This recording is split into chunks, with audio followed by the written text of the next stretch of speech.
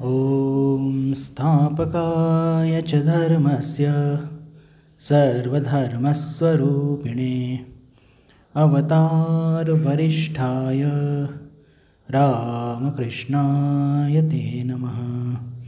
जननीं शारदां देवीं रामकृष्णं जगद्गुरुं पादपद्मे तयो श्रित्वा प्रणमामि मुहुर्मुहुः।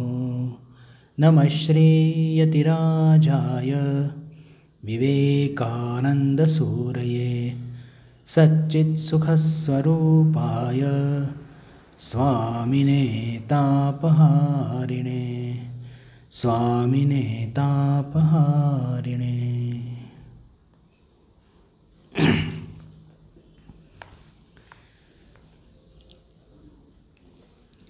ही एक आध्यात्मिक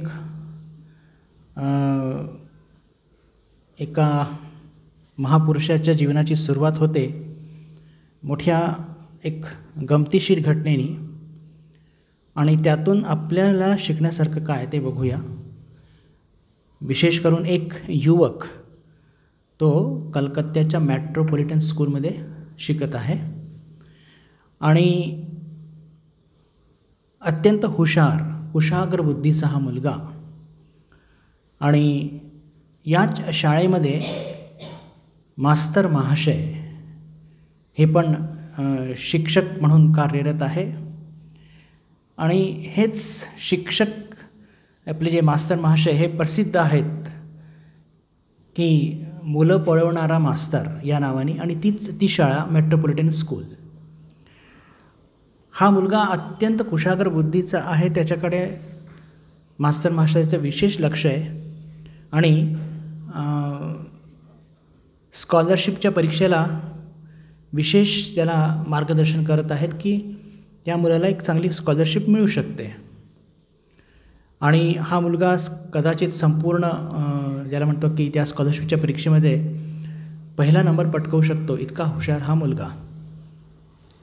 ऐन परीक्षेच्या 1 दिवस किंवा 2 दिवस आधी या मुलाची एक सोन्याची घड्याळ ती हरवून जाते, आणि सोन्याची घड्याळ ती हरवते, आणि या मुलाचं मन त्या घड्याळमध्ये इतकं असतं की हा मुलगा अत्यंत म्हणजे त्याचं मन विक्षिप्त होतं, आणि इतकी सगळी केलेली मेहनत ती सगळी पूर्ण पाण्यात जाते। म्हणजेच हा मुलगा फेल होत जरी नसला तरी जे अपेक्षित रिझल्ट ते त्याला काही मिळत नाही, आणि एकदम सामान्य मार्क्स घेऊन हा मुलगा पास होतो।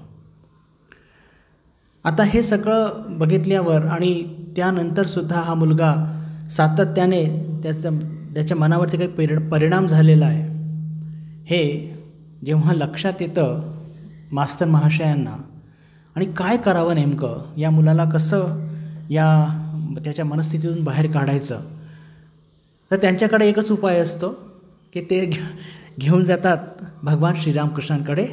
आणि आपण वचनामृतमध्ये बघतो बंधू भगिनींनो, 27 डिसेंबर 1884 त्या दिवशी आपल्याला ती एक एंट्री बघायला मिळते, वाचायला मिळतं की भगवान श्रीरामकृष्णांच्या भेटीला मास्तर महाशय आले आहेत, त्यांच्याबरोबर एक युवक आलेला आहे।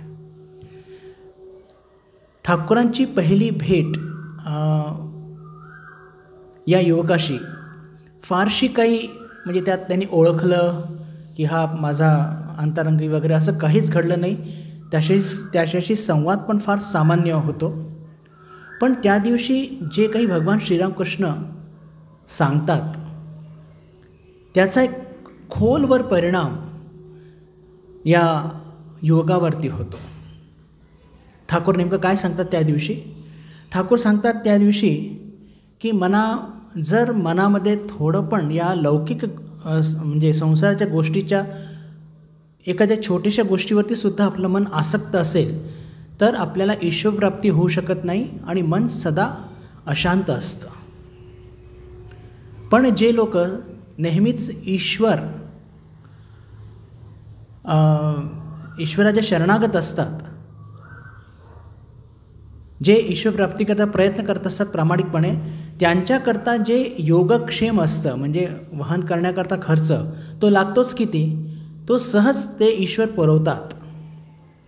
आणि एका गोष्टीवरती ते सारखं सारखं खूप भर देतात आणि ते म्हणतात काय, की जोपर्यंत मन अनासक्त होत नाही या ईश्वरीय, ज्याला म्हणतो की ईश्वरप्राप्तीकरता एकाही वस्तूवरती जर मन आपलं आसक्त असेल तर त्या अपवित्र मनाने ईश्वरप्राप्ती होऊ शकणार नाही. आता हे सगळं आणि त्याच्याबरोबर शांतीही मिळणार नाही. या सगळ्या गोष्टींचा त्या युवकावरती, त्याच्या मनावरती खूप एक खोलवर परिणाम होतो आणि कुठेतरी त्याला शांती नक्कीच लाभते आणि तो त्या शांत मनाने घरी परत येतो.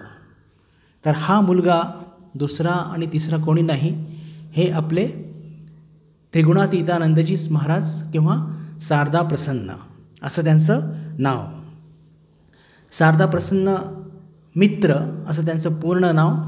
त्यांचा जन्म हा कलकत्त्याच्या जवळ एक जिल्हा आहे, 24 परगणा त्याला असं म्हणतात. त्या जिल्ह्याच्या एक नावरा पाईखाटी नावाचं एक छोटंसं गाव, तिथे यांचा जन्म झालेला. सांगताना मला फार आनंद होत आहे की काही वर्ष आधीच या छोट्याशा गावी रामकृष्ण संघाचं एक केंद्र तिथे उभारण्यात आलेलं आहे.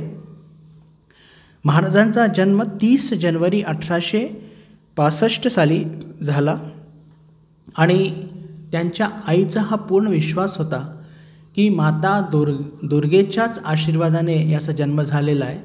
तर दुर्गाचंच एक दुसरं नाव म्हणजे शारदा, म्हणून शारदा प्रसन्न असं त्याचं नाव ठेवण्यात येतं.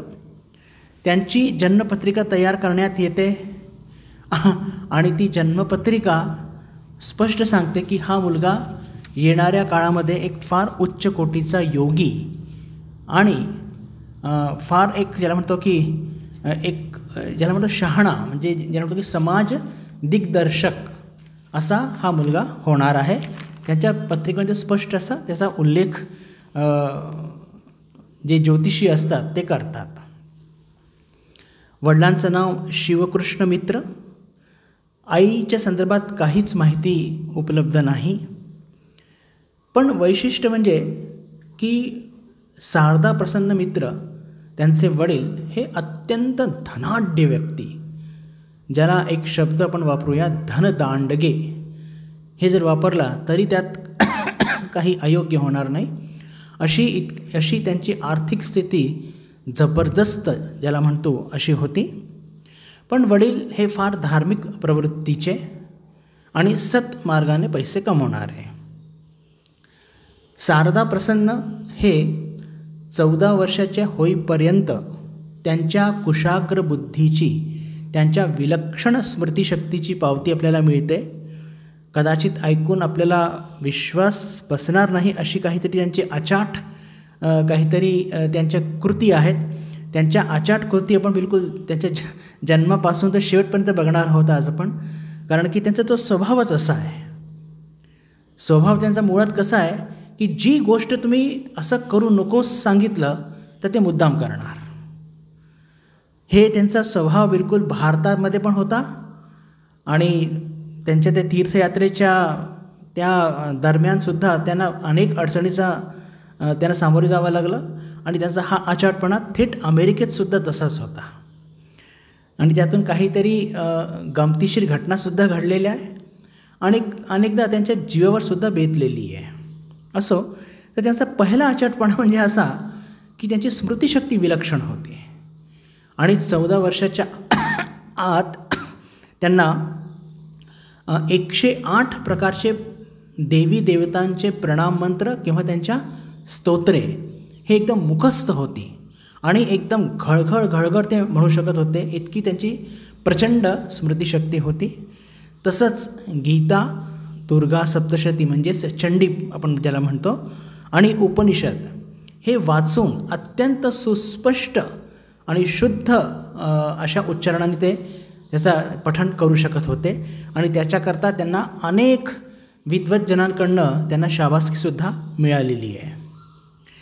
तर असे हे संभ्रांत आणि म्हणजे हा परिवार फक्त ज्याला म्हणतो की धनाढ्यच नव्हे तर संभ्रांत आणि ज्याला म्हणतो की समाजामध्ये खूप त्यांची प्रतिष्ठा आहे, मित्र असे हे पूर्ण हा परिवार. आता भगवान श्रीरामकृष्णांची ही पहिली भेट आणि त्यांना ती शांती लाभली, म्हणजे आपल्या हातून ते घड्याळ हरवलं आहे, ते दुःख बऱ्यापैकी ते विसरले आहेत, ठाकूरांकडे त्यांचं येणं जाणं सुरू झालेलं आहे. आता बघा एक इथे गंमत, की भगवान श्रीरामकृष्णांनी आपला देह सोडला 1886 साली आणि 27 डिसेंबर 1884 साली त्यांची पहिली भेट होते. म्हणजे 84 तर सोडा, म्हणजे फक्त 85 आणि 86चा अर्धा 1.5 वर्ष त्यांना फक्त त्यांचा सहवास लाभला. आणि 1.5 वर्षामध्येच पहा या महाराजांची प्रगती कुठून कुठपर्यंत गेली हे आपल्याला लक्षात येतं. आपण आत्ताच चर्चा केली की फार मोठ्या परिवारातले, संभ्रांत कुलीन परिवारातले हे शारदा प्रसन्न मित्र, घरामध्ये नोकर चाकर त्याची काही कमी नाही, सतत राफ्ता असायचा. म्हणून कोणतंही काम आपल्या हाताने करणं म्हणजे त्यांना ते फारच, ज्याला म्हणतो की कमीपणा वाटत असे. आणि हा अहंकार त्यांच्या आध्यात्मिक उन्नतीकरता फार मोठा बाधक आहे हे भगवान श्रीरामकृष्णांना लक्षात आलं. आता पहा, एक भगवान श्रीरामकृष्ण म्हणजे एक मास्टर ट्रेनर आहेत. म्हणून ते काय करतात की एके दिवशी उन्हाळ्याचे दिवस असतात आणि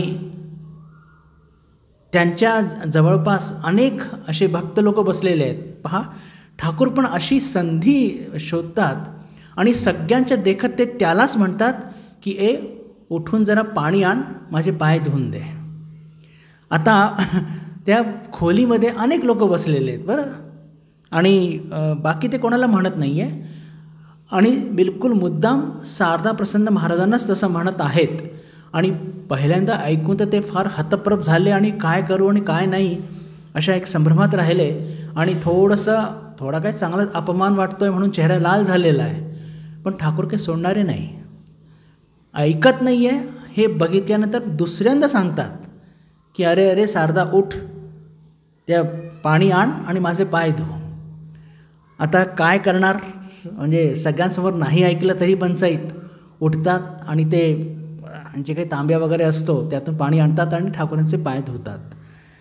पण त्या दिवशीपासून शारदा प्रसन्न महाराज, पहा या महापुरुषांचं हेच एक म्हणजे फार मोठं लक्षण असतं की अशा प्रकारच्या स्थितीतून ठाकूर आम्हाला काय शिकवू इच्छित आहेत हे त्यांना बिलकुल तत्काळ समजतं. आणि त्यानंतर त्यांनी कोणत्याही सेवा कार्याला हे कमी गणलं नाही आणि नेहमीच सेवा कार्य करता स्वतःच्या हाताने करण्याकरता ते तत्पर असायचे. हे काही वेगळ्यांनी सांगायला नकोच. भगवान श्रीरामकृष्णांच्या सानिध्यात त्यांची ती आध्यात्मिक ज्याला म्हणतो की साधना ही सुरूच आहे. आणि इथे एक विशेष सांगायचं म्हणजे की रामकृष्ण संघामध्ये जे ठाकूर आणि माताजींचे 16 शिष्य, त्याच्यापैकी 2 शिष्य असे की ज्यांची दीक्षा माताजींकडून झाली.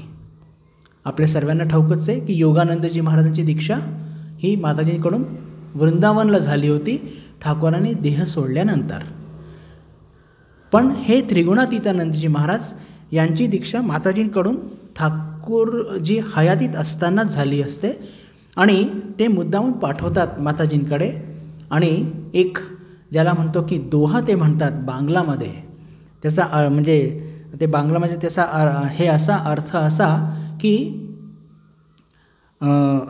राधा, अनंत राधा तुझी महिमा ही मुखाने काही सांगितली जाऊ शकत नाही. आणि म्हणजे त्याची तुलना कोटी राम कोटी कृष्ण हे येतात आणि जातात तरीसुद्धा या अनंत राधेची जी महिमा आहे ही काही कोणी गाऊ शकत नाही. इतकी ज्याला म्हणतो की महानता या शक्तीची आहे, ही राधाची आहे असं म्हणून ते माताजींना सांगतात की तुम्ही यांना मंत्र दीक्षा द्या. आणि माताजीसुद्धा सहजपणे त्याला म्हणजे आपले शिष्य म्हणून स्वीकार करतात.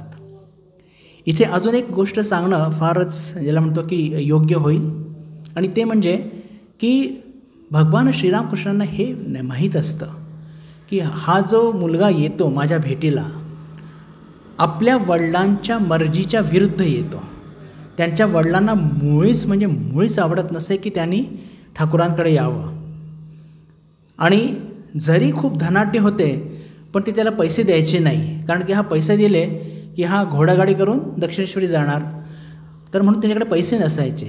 तेव्हा भगवान श्रीरामकृष्णांनी म्हणजे ठाकूरांनी माताजीने सांगून ठेवलं होतं की जेव्हा जेव्हा हा मुलगा येईल तुम्ही दाराशी काही पैसे त्याच्या गाडी भाडं म्हणून ठेवून द्यायचे आणि तो घेऊन जाईल. आणि बिलकुल जेव्हा जेव्हा त्रिगुणातीतानंदजी महाराज यायचे बरोबर तिथून ते पैसे घेऊन आणि आपल्या घरी जायचे. म्हणजे वडिलांना काही त्याचं सैरसुतक लागायचं नाही की हा मुलगा शाळेत गेला, कॉलेजमध्ये गेला आहे की दक्षिणेश्वरी गेलेला आहे. असं बरेच दिवस असं सुरू असतं. आणि मग सप्टेंबर 1885 साली जेव्हा ठाकूरांना पहिल्यांदा हलवण्यात येतं पुकुरबाटीमध्ये, आणि मग डिसेंबरमध्ये 1885च्याच डिसेंबरमध्ये काशीपूरमध्ये त्यांना हलवण्यात येतं. काशीपूरमध्ये तिथे आता हे त्रिगुणातीतानंदजी महाराज इतर सर्व साधूंच्या बरोबर, इतर सर्व म्हणजे भावी साधूंच्या बरोबर ते सुद्धा तिथे राहतात आणि भगवान श्रीरामकृष्णांची सेवा करतात. पण आता आधीच सांगितलं की त्यांच्या घरी वडिलांना आणि भावांना मुळीच ते आवडायचं नाही की हा मुलगा तिथे राहतो. पण त्याला काही आता इतक्या मोठ्या मुलाला करणार तरी काय नेमकं. आणि जेव्हा मुलगा हात बाहेर होत चाललेला आहे हे जेव्हा लक्षात येतं तर साधारणपणे जो एक उपायाचा अवलंबन करण्यात येतो की त्याचं लग्न लावून द्या म्हणजे सरळ लाईनीवरती येईल. म्हणून त्यांचे वडील शिवकृष्ण मित्र ते सुद्धा त्याला न सांगता एक मुलगी पसंत करतात आणि एका दिवशी त्याचं लग्न नक्की करतात. पण त्यांच्या आईचं त्यांच्या ते खूप प्रेम असतं. प्रत्येक आईचं आपल्या मुलावरती प्रेम असतंच आणि ह्या सगळ्या गोष्टी गुपित भावे चालू असतात. पण त्या आईकडनं राहवल्या जात नाही आणि आई सांगते की तुझ्या वडिलांनी असं तुझ्याकरता एक मुलगी बघितली आहे आणि काही दिवसातच तुला बोहल्यावरती उभं राहावं लागणार आहे. हे ऐकल्यावर तो शारदाप्रसन्न महाराज इतके घाबरतात की लागलीच ज्या दिवशी त्यांना ही बातमी कळते त्या दिवशीच एक छोटीशी चिठ्ठी लिहितात ते की मला काही संसारात पडायचं नाही आहे, त्यात माझा तसं काही रस नाही आहे आणि मी नेहमीकरता घर सोडून चाललो आहे, अशी ती चिठ्ठी लिहितात 11 वाजता सकाळी आणि थेट जातात ठाकूरांकडे. ठाकूरांना पण काही सांगत नाही मी कुठे चाललो आहे, काय चाललो आहे, असं काहीही न सांगता फक्त तारक दादा दक्षिणेश्वरी जे ठाकूरांच्या जवळ राहत असतात म्हणजे शिवानंदजी महाराज त्यांना फक्त तेवढं सांगतात आणि पुरीच्या दिशेने ते पायी चालू लागतात. 2 दिवस चालतात आणि मेदिनीपूर नावाचं एक शहर तिथे पोहोचतात. तिथून पुन्हा एक आईला पत्र टाकतात की आई तू काही काळजी करू नको, मी व्यवस्थित आहे आणि माझा पाठलाग करू नये जरी हे पत्र मिळाल्यानंतर, कारण की तुम्ही इथे येईपर्यंत मी हे स्थान सोडलेलं असेल. पण त्यांना माहीत असतं की हा मुलगा कुठे गेला असेल. हे जेव्हा दक्षिणेश्वरी जातात तारक दादाकडनं त्यांना कळतं की हा मुलगा पुरीला गेला आहे, तर लागलीच त्याचा पाठलाग करतात. पुरीला पोहोचतात आई वडील आणि बरोबर त्याला गाठतात. त्यांना हे लक्षात येतं की या मुलाला या पद्धतीने काही आपण बांधू शकत नाही.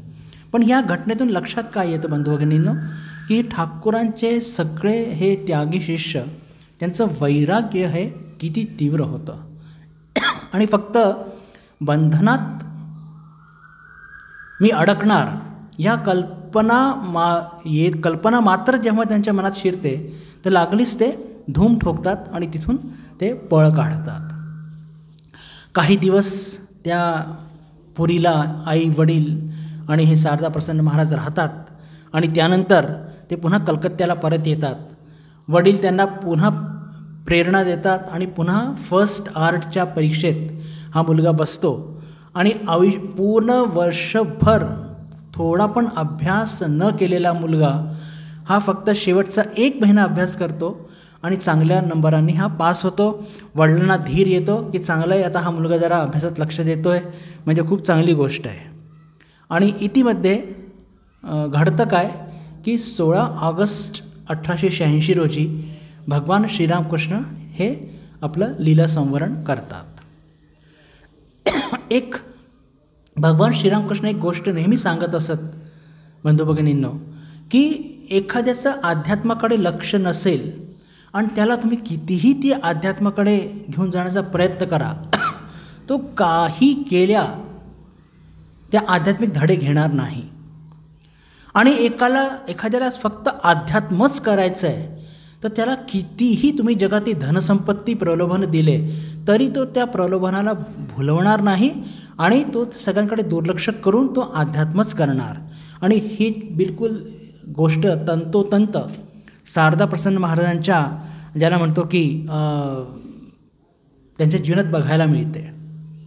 त्यांच्या वडिलांना भगवान श्रीरामकृष्णांच्या प्रती इतका द्वेष होता की 16 ऑगस्ट 1886 रोजी जेव्हा भगवान श्रीरामकृष्णांनी देह सोडतात त्या दिवशी शारदा प्रसन्न महाराजांचे मित्र त्यांचे वडील खूप प्रसन्न होतात आणि मोठं बिलकुल बडेजावपणा दाखवून सांगतात की काली घाटवर जाऊन मी किती जप केलेला आहे म्हणून हे असं घडून आलेलं आहे. तसं काही त्यांच्यामुळे काही ते घडून आलेलं नव्हतं, पण त्यांच्या मनामध्ये विद्वेष किती होता. आणि मी जे सिद्धांत आपल्यापुढे मांडला की जे लोक अध्यात्माकडे पूर्णपणे दुर्लक्ष करतात आणि ज्यांना फक्त सांसारिक गोष्टींमध्येच आनंद असतो त्यांना कितीही अध्यात्म सांगण्याचा प्रयत्न करा पण ते आपल्या सांसारिक गोष्टीमध्येच त्यांना आनंद प्राप्त होत असतो. हे त्यांच्या वडिलांचं एक फार मोठं एक उदाहरण आहे. त्यांना परत आणण्याकरता आता श्रीरामकृष्णांनी देह सोडलेला आहे, पण तरी हा मुलगा म्हणजे आता सगळेजण वऱ्हानगरमध्ये राहत आहे. तर पहा, म्हणजे ह्या सगळ्या गोष्टी आपल्या सगळ्यांपुढे मांडण्याचा उद्दिष्ट एवढाच की इतके सतत ऑब्स्टेकल्स आहेत, घरचे लोक इतके प्रयत्न करत आहेत, तरीसुद्धा शारदा प्रसन्न महाराजांचं वैराग्य इतकं तीव्र की प्रत्येक जितके पण ऑब्स्टेकल्स येतात आहे प्रत्येकाला ते सामोरे जात आहेत. आता त्याच्या भावांनी, म्हणजे त्यांच्या भावाचं नाव विनय होतं, विनय आणि आशुतोष नावाचे त्यांना 2 भाऊ होते. तर या विनयनी काय केलं की एक मोठा पैसा खर्च करून, त्यावेळेस 4000 रुपये खर्च करून आणि एक जवळपास 1 महिन्याचा काहीतरी यज्ञ चालवला. आणि आता त्यांची ती एक समजूत होती की तसं केल्याने याचं मन फिरून जाईल. पण जे यज्ञ करणारे पुरोहित होते 1 महिन्यानंतर त्यांनी म्हणजे पराजय पत्कारले आणि म्हटलं की हा मुलगा याच्यावरती काहीही गोष्टीचा परिणाम होत नाही, तुम्ही कितीही यज्ञ केले तरी हा मुलगा काही परत येणार नाही. हे बिलकुल त्यांनी स्पष्टपणे सांगितल्यानंतर ते यज्ञ सगळं थांबवलं. तर इथपर्यंत त्यांच्या परिवारच्या लोकांनी खूप प्रयत्न केले की काहीही करून याला फिरवून आणायचं. पण वऱ्हानगर मठात हे सगळे गुरुबंधू तिथे बिलकुल आनंदाने सगळे, ज्याला म्हणतो की भूक वगैरे सगळं सहन करून आणि सगळ्या प्रकारचे त्रास सहन करूनसुद्धा आनंदात तिथे राहत होते. आपण आत्ताच थोडी एक चर्चा केली बंधू भगिनींनो की त्रिगुणातीत महाराजांचा सगळ्या बाबतीत खूपच अचाटपणा होता आणि तो फारच मजेशीर होता. आणि विशेष कर त्यांच्या खाण्याच्या बाबतीत तर म्हणजे खूपच, ज्याला म्हणतो की एक्स्ट्रीम गोष्टी असायच्या. उपाशी राहतील तर 4-4, 5-5, 7-7 दिवस फक्त प्रत्येक दिवस एक केळ खाऊन राहतील किंवा फक्त 1 ग्लास पाणी घेऊन 7 दिवस ते राहू शकत होते काहीही न खाता. आणि खातील तर इतकं खातील की समोरच्याला बिलकुल म्हणजे आश्चर्यात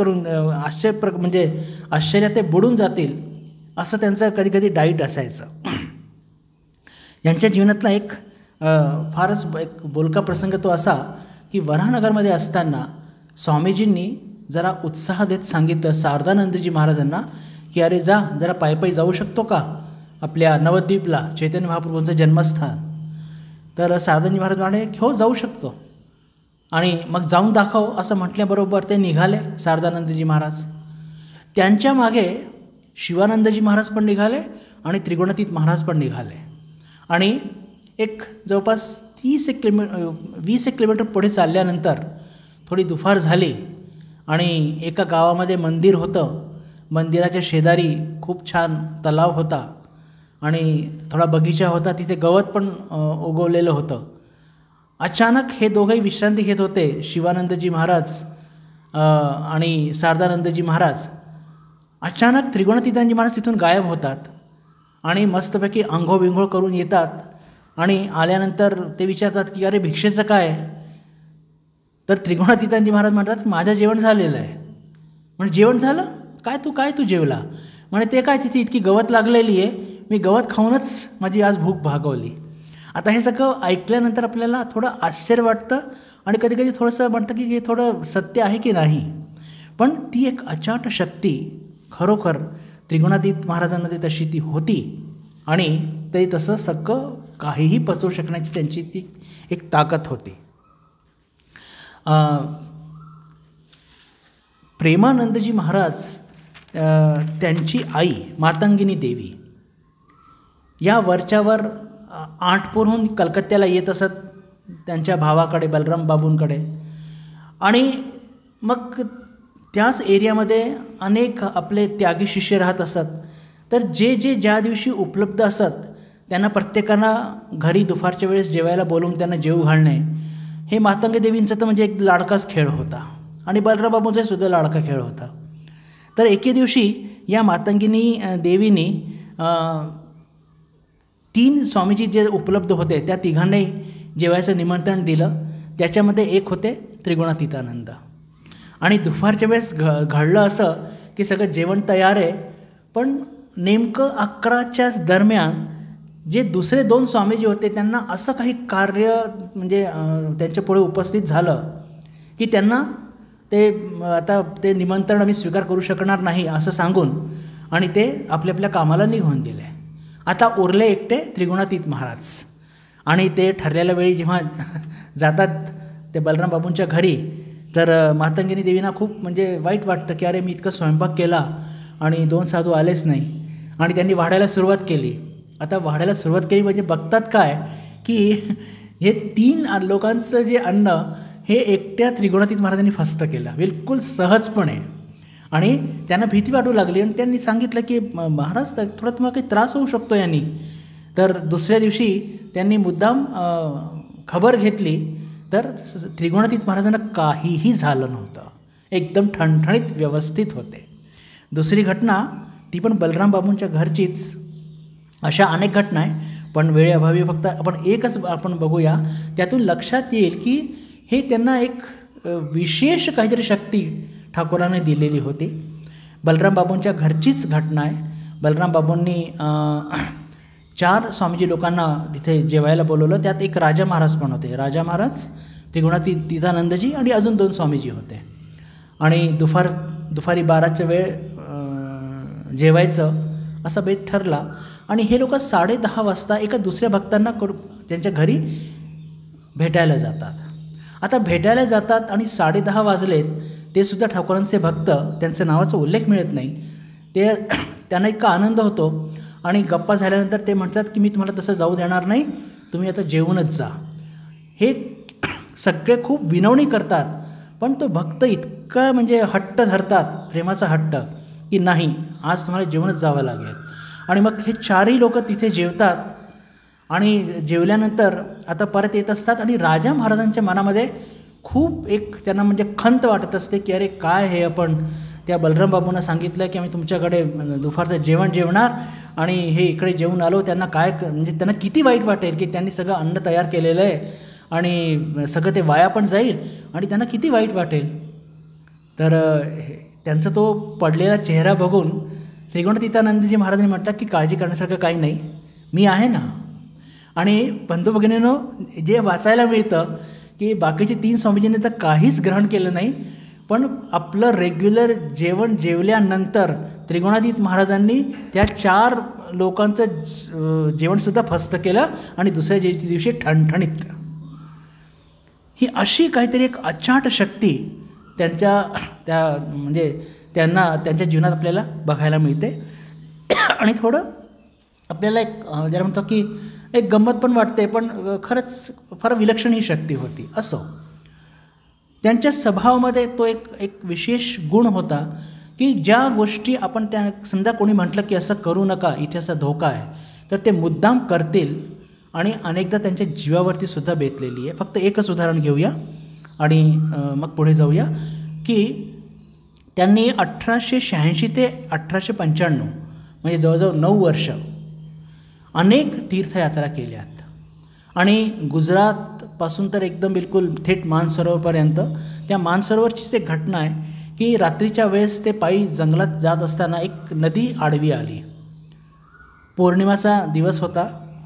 त्यांनी विचार केला की मोठे मोठे खडक दिसत आहेत, या खडकांवरती पाय ठेवून ठेवून मी जी नदी आहे मी हे ओलांडून जाईन. पण जसंच ते बिलकुल मध्यभागी पोहोचले, एक मोठा एक ढग आला आणि चंद्रमाला पूर्ण त्याने झाकलं. चारी बाजूला खूप अंधकार झाला आणि आता मात्र त्यांना भीती वाटू लागली की आता मी जर कुठे पाय ठेवला आणि जर तो खडक निसटून गेला तर नक्कीच त्या पाण्यामध्ये मी पडणार आणि त्या प्रवाहामध्ये बुडणार. आता त्या भीतीने ते ठाकूरांना आळवू लागले. अचानक त्यांना फक्त 2 शब्द ऐकू आले की मी पुढे जात आहे, तू मागे ये.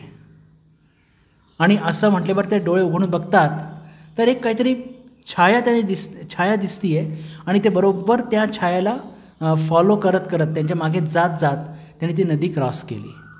तर ही घटना सांगण्याचं मागचं उद्दिष्ट काय की अशा अनेक घटना आहे बंधू भगिनींनो की त्यांनी आपल्या जीवनामध्ये ज्या ज्या गोष्टी त्यांना करायला नाही सांगितल्या ते मुद्दाम करायचे आणि थोड्याफार अडचणीत यायचे आणि त्याच्यामुळे इतरांना पण थोडा त्रास व्हायचा.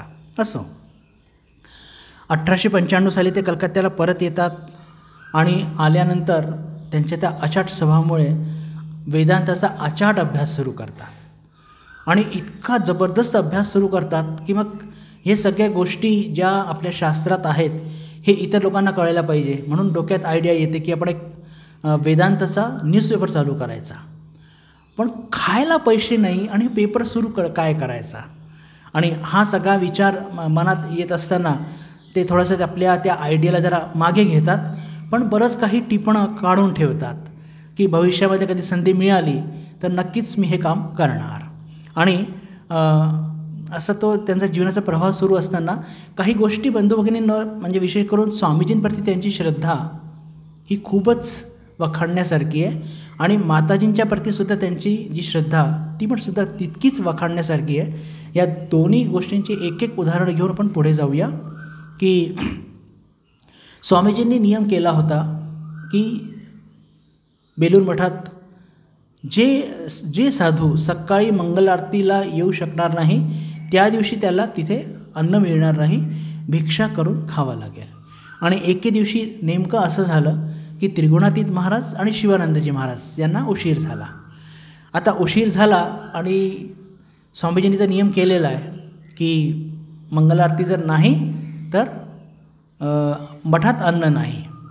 आणि स्वामीजींनी अजून एक सांगितलं होतं की ह्या गोष्टी जे भगवान श्रीरामकृष्णांचे साक्षात शिष्य आहे त्यांनी कटाक्षाने पाळायला पाहिजे. म्हणजे येणारे जे नवीन किंवा नवागत ब्रह्मचारी आहे त्यांच्यापुढे एक आदर्शाप्रती एक ओढ निर्माण होईल, एक श्रद्धा निर्माण होईल. आणि ठरलेल्याप्रमाणे शिवानंदजी महाराज आणि आपले त्रिगुणातीतानंदजी दोघे भिक्षेला बाहेर पडले. स्वामीजी हे काही बघू शकले नाही म्हणून ते त्या दिवशी कलकत्त्याला निघून गेले की अरे शिवानंदजी महाराज म्हणजे तारकदा ज्याला म्हणतो ते तर भिक्षेला जाणार, हे स्वामीजी कसं बघू शकत होते.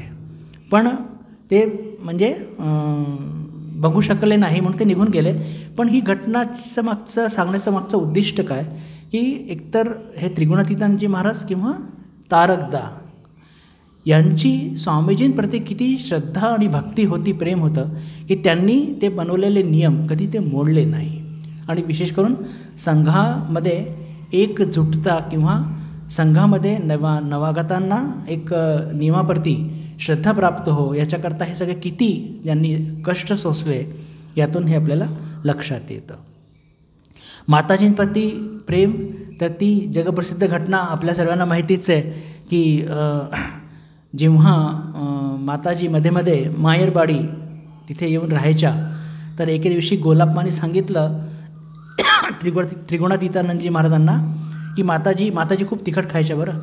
म्हणजे ठाकूर अत्यंत ज्याला म्हणतो की कमी तिखट खायचे, खूपच नाजूक. पण स्वामीजी आणि माताजी बापरे बाप भयानक तिखट खायचे.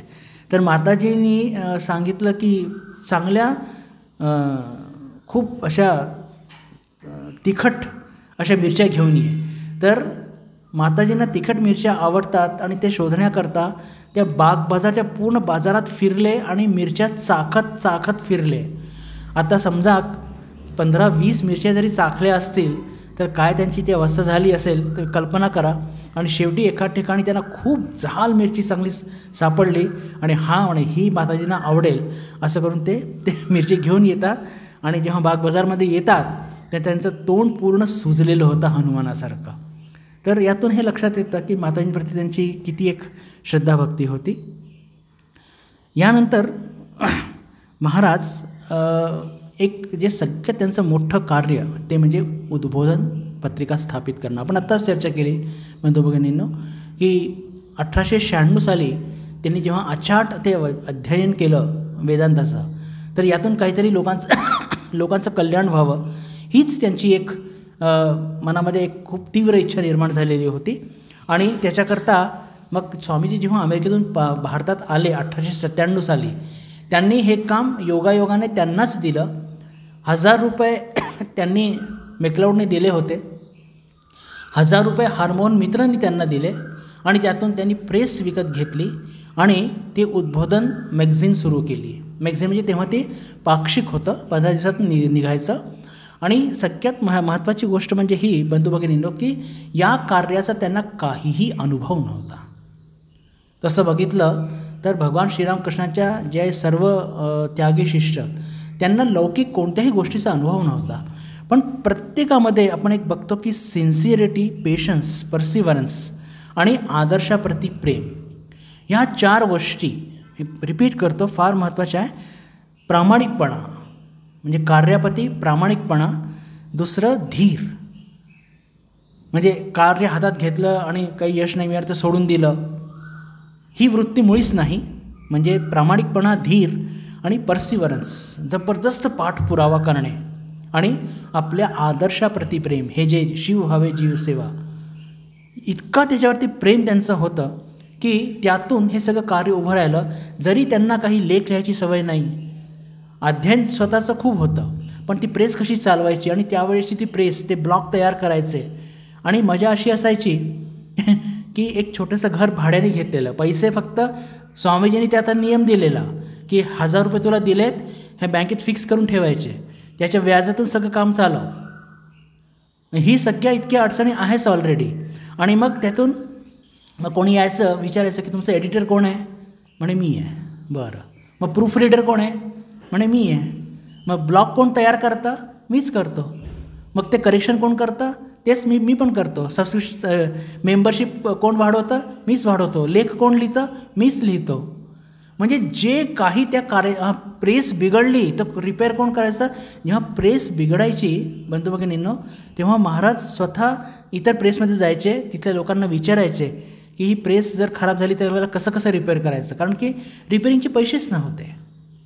आणि तेव्हा मजा अशी असायची की महाराज त्यांचं जेवण जे असायचं ते जसं आपल्याकडे वार लावून शिकायचे ना मुलं, आधी वार लावून शिकण्याची पद्धत, महाराज तसे वार लावून जेवायला जायचे की आज यांच्याकडे उद्या त्यांच्याकडे. आणि त्याच्यामध्ये पण कसं व्हायचं की कधीकधी 7-7, 8-8 मैल दूर ते भक्त राहायचे, तर त्यांच्याकडे ट्रामचे पैसे पण नसायचे किंवा पैसे जरी असले तरी ते खर्च नाही करायचे, ते मॅगझिन करता कामी येतील म्हणून पायी जायचे आणि पायी यायचे. इतक्या सगळ्या त्या म्हणजे अडचणीतून त्यांनी ती ही उद्बोधन पत्रिका ती जिवंत ठेवली. आणि मग जेव्हा तुर्यानंदजी महाराज अमेरिकेतून परत यायचं असं ठरलं तब्येतीमुळे, तेव्हा स्वामीजींनी आदेश दिला की शुद्धानंदजी महाराज हे उद्बोधनचं कार्य बघतील आणि त्रिगुणातीतानंदजी महाराज अमेरिकेत जातील. आता अमेरिकेत गेल्यानंतरसुद्धा बंधू भगिनींनो, मुळात त्यांच्यामध्ये असलेला तो अचाटपणा काही कमी नाही झाला. पण त्यांनी तिथे जे सॅन फ्रान्सिस्कोला जाऊन तिथे आपले एक खूप उत्कृष्ट भक्त पॅटरसन दंपती त्यांच्या घरी ते आले आणि आल्याच्या एक 4 दिवसातच, म्हणजे आता आलेत काही 15 दिवस काही सोशल कस्टम्स बरोबर ते एक्वेंटेड होतील वगैरे असं काही नाही. आले आणि 4 दिवसामध्ये थोडे स्वस्थ झाले आणि लागलीच गीतावरती उपनिषदवरती हे वर्ग त्यांचे लागलीच त्यांनी सुरू केले तिथे.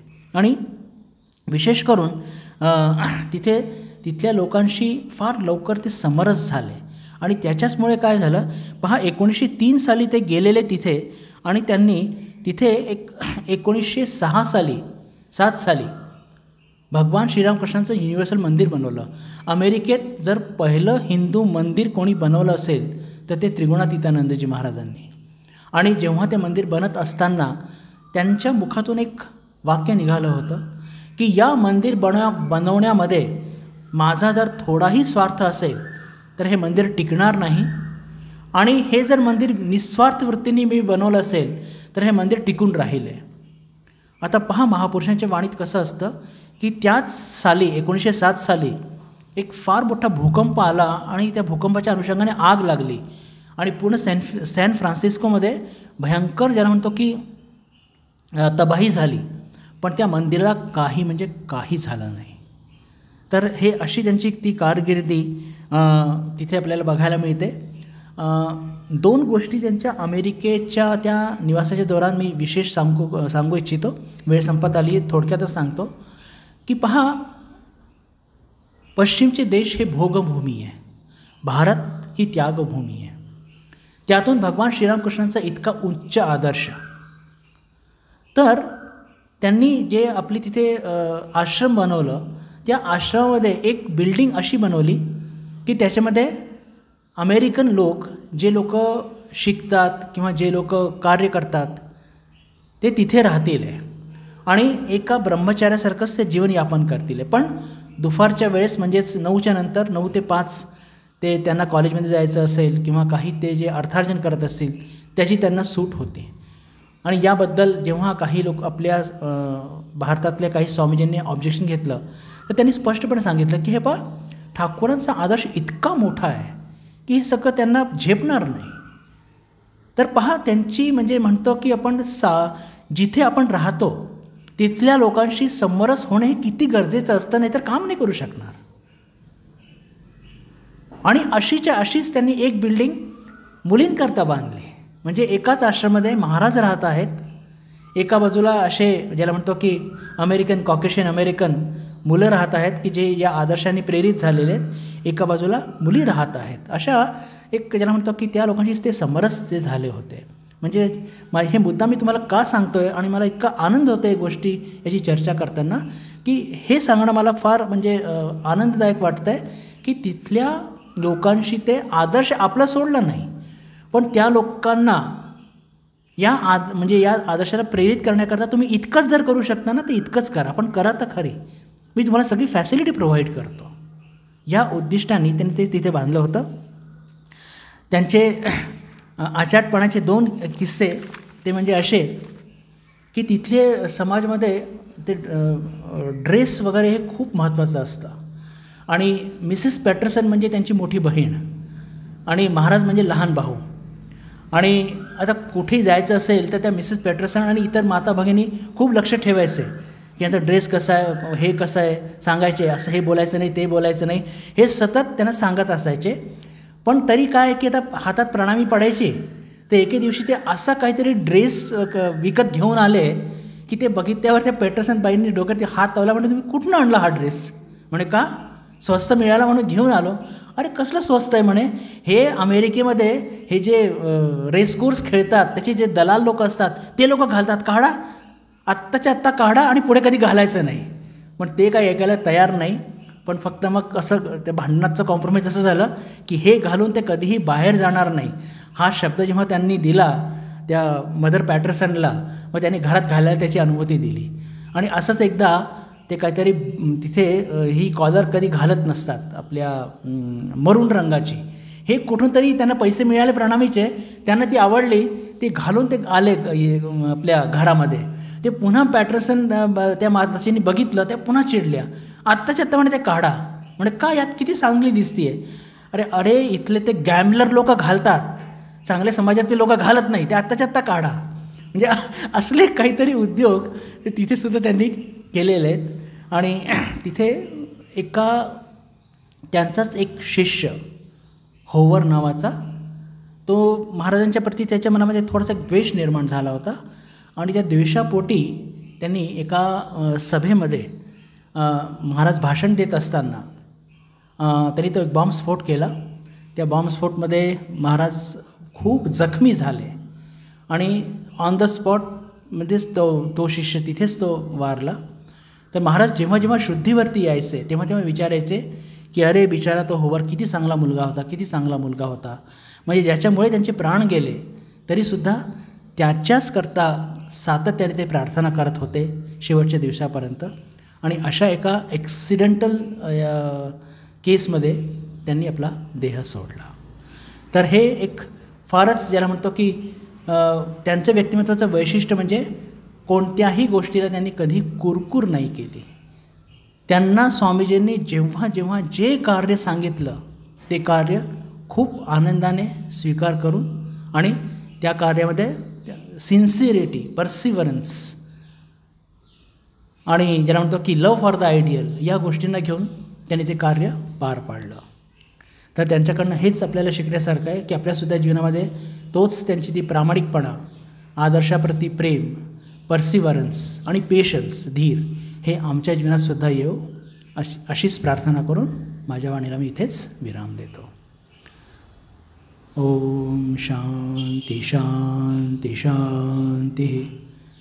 हरि ओम तत्सत. श्रीरामकृष्णार्पणमस्तु.